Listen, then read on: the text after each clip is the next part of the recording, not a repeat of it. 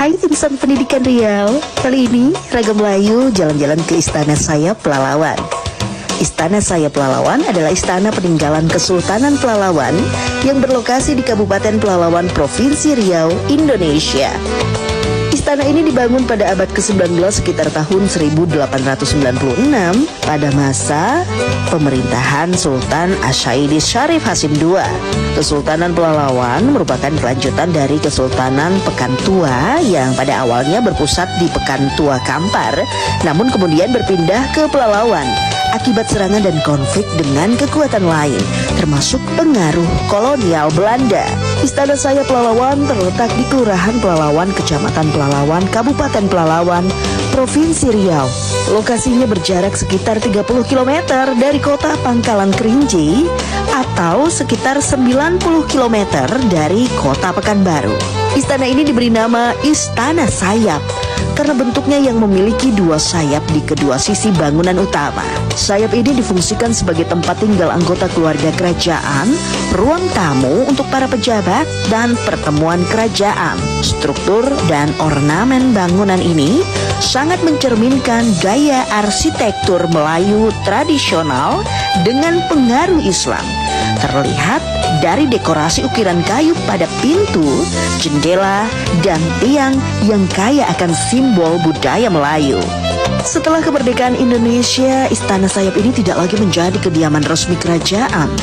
Namun, ia tetap dilestarikan sebagai warisan budaya dan sejarah Melayu di Provinsi Riau.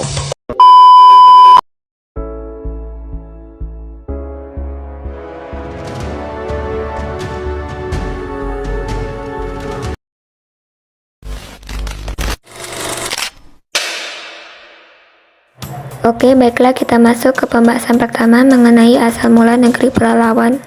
Kerajaan Pelalawan mulai dikenal pada masa pemerintahan Putra Maharaja Dinda II, berpusat di Sungai Rasau atau kini Kampung Dalam Sungai. Pelalawan lahir sebagai kelanjutan dari Kerajaan Kampar dan sebagai bentuk perlawanan terhadap dominasi politik luar seperti Johor dan Bugis. Ketika Johor dilanda konflik antara Raja Kecik dan Sultan Abdul Jalil, Maharaja Dinda II memutuskan hubungan dan mendirikan Pelalawan sebagai kerajaan yang mandiri dan berdaulat. Pembahasan kedua mengenai asal mula nama Pelalawan. Nama Pelalawan berasal dari kata lalau yang berarti tempat yang dilalui. Menurut Tenas Effendi menyebut bahwa lalau bermakna mengharapkan sesuatu, sehingga Pelalawan berarti tanah harapan. Ada juga pendapat yang menyebut nama itu berasal dari dua sungai yang berhadapan, atau Sungai Rasau dan Sungai Slempaha, dan disebut Pulau Lawan. Langsung saja kita masuk ke pembahasan yang terakhir mengenai apa aja sih perekonomian yang ada di Kerajaan Pelalawan. Kerajaan Pelalawan memiliki perekonomian yang kuat dengan basis utama pada pertanian, perikanan, perdagangan, hasil hutan, dan sistem. Letaknya di tepian Sungai Kampar membuat wilayah ini pinggiran kota dan strategis untuk jalur perdagangan. Hasil-hasilnya terdiri dari 5, yaitu pertama, pertanian dan perladangan.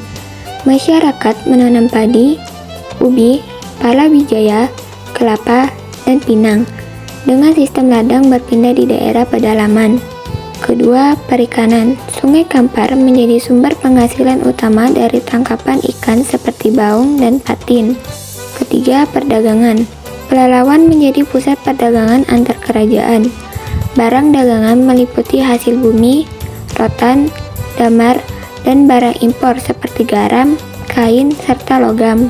Keempat, hasil hutan. Terdapat rotan, damar, dan gaharu. Dieksploitasi secara tradisional, namun memberikan kontribusi ekonomi besar. Dan yang kelima, sistem upeti. Rakyat memberikan upeti berupa hasil bumi kepada kerajaan, yang sebagian dijual untuk membiayai kebutuhan istana dan pemerintahan.